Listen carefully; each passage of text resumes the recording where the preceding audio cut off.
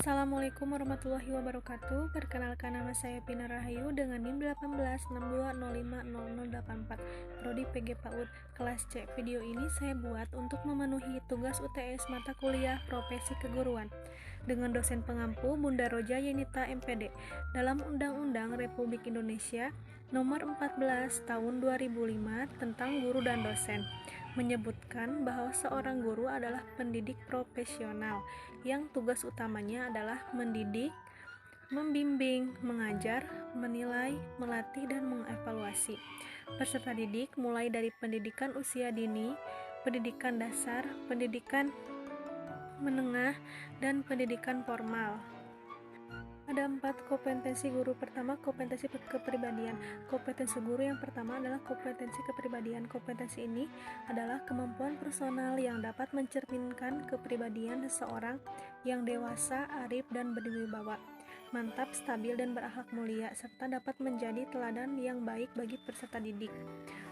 Kompetensi kepribadian ini dibagi menjadi beberapa bagian, meliputi kepribadian yang stabil dan mantap. Seorang guru harus bertindak sesuai dengan norma-norma sosial yang berlaku di masyarakat, bangga menjadi seorang guru, serta konsisten dalam bertindak sesuai dengan norma yang berlaku. Terus ada kepribadian yang dewasa. Seorang guru juga harus menampilkan sifat mandiri dalam melakukan tindakan sebagai seorang pendidik dan memiliki etos kerja yang tinggi. Sebagai guru kepribadian yang arif, seorang pendidik harus menampilkan tindakan berdasarkan manfaat bagi peserta didik, sekolah, dan juga masyarakat, serta menunjukkan keterbukaan dalam berpikir dan melakukan tindakan. Kepribadian yang berwibawa. Seorang guru harus mempunyai perilaku yang dapat memberikan pengaruh positif dan disegani oleh peserta didik, memiliki akhlak mulia dan menjadi teladan. Seorang guru harus bertindak sesuai dengan norma yang berlaku, iman dan takwa, jujur, ikhlas, suka menolong, dan dapat diteladani oleh peserta didik. Yang kedua ada kompetensi pedagogik. Kompetensi pedagogik yaitu kemampuan seorang guru dalam memahami peserta didik, perancangan dan pelaksanaan pembelajaran, pengembangan peserta didik, dan evaluasi hasil belajar peserta didik untuk mengaktualisasi potensi yang mereka miliki. Kompetensi pedagogik dibagi menjadi beberapa bagian, di antaranya sebagai berikut: dapat memahami peserta didik dengan lebih mendalam.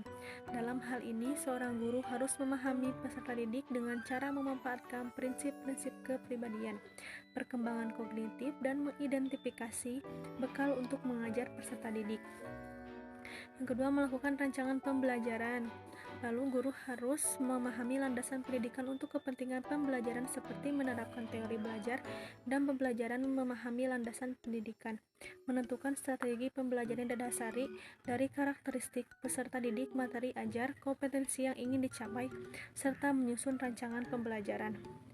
Selanjutnya seorang guru harus dapat menata latar pembelajaran serta melaksanakan pembelajaran secara kondusif, merancang dan mengevaluasi pembelajaran. Guru juga harus mampu merancang dan mengevaluasi proses dan hasil belajar peserta didik secara berkesinambungan dengan menggunakan metode, melakukan analisis, evaluasi, proses, dan hasil belajar agar dapat menentukan tingkat ketuntasan belajar peserta didik, serta memanfaatkan hasil penilaian untuk memperbaiki program pembelajaran. Lanjut, mengembangkan peserta didik sebagai aktualisasi berbagai potensi peserta didik.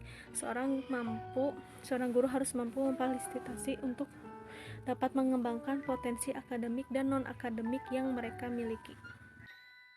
Yang ketiga ada kompetensi sosial.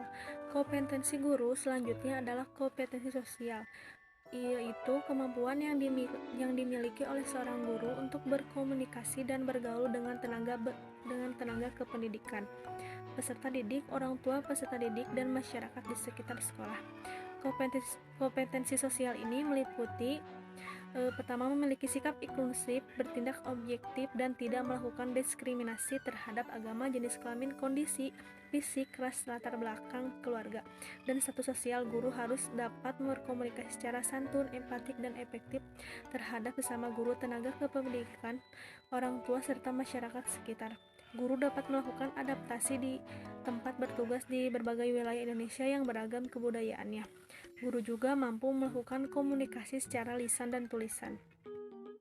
Yang keempat, kompetensi profesional. Kompetensi ini yaitu penguasaan terhadap materi pembelajaran dengan lebih luas dan mendalam, mencakup penugasan terhadap materi kurikulum, mata pelajaran dan substansi ilmu yang menaungi materi pembelajaran dan menguasai struktur serta metodologi keilmuannya.